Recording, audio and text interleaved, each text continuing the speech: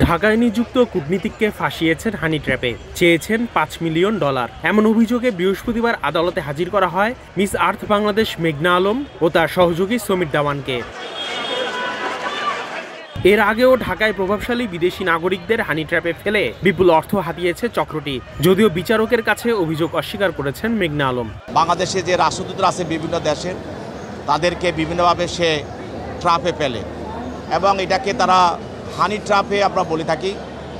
এই ট্র্যাপে ফেলার জন্য তারা বিভিন্ন ধরনের মডেল এবং বিভিন্ন ধরনের উঠতি মেয়েদেরকে তারা সে ব্যবহার করে। রাষ্ট্রদূতের যে পজিশন আর যে মেঘনার যে পজিশন, এই পজিশনে তার লগে রাষ্ট্রদূতের সম্পর্ক হওয়ার কিন্তু বিষয়টা না, এবং সে আদালতে এখন নিজকে সেভ করার জন্য সে আদালতে বিভিন্ন ধরনের মিথ্যা বক্তব্য রাখতেছে। অভিযোগপত্রে বলা হয়, গত 29 মার্চ রাজধানীর ধানমন্ডির এক রেস্তোরাঁয় দফায় দফায় পররাষ্ট্র মন্ত্রণালয়ের কর্মকর্তা ও কূটনীতিকদের সঙ্গে গোপন বৈঠক করেন মেঘনা ও তার সহযোগী সমীর দেওয়ান। পরে এক কূটনীতিকের কাছে $5 মিলিয়ন দাবি করেন তারা। রাষ্ট্রপক্ষের আইনজীবী জানান, ট্রাভেল এজেন্সির নামে নারীদের ব্যবহার করে ব্ল্যাকমেলের মাধ্যমে অর্থ আদায় করাই ছিল তাদের পেশা। এটা একটা সংঘবদ্ধ চক্র।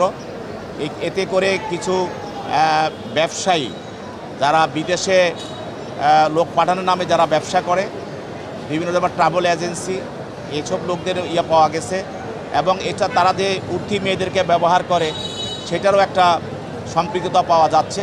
পরে ধানমন্ডি থানার প্রতারণা ও চাঁদাবাজির মামলায় মডেল মেঘনা আলমকে গ্রেফতার দেখিয়ে কারাগারে পাঠানোর আদেশ দেন বিচারক এবং তার সহযোগী সমীর দেওয়ানকে 5 দিনের রিমান্ড দেওয়া হয়।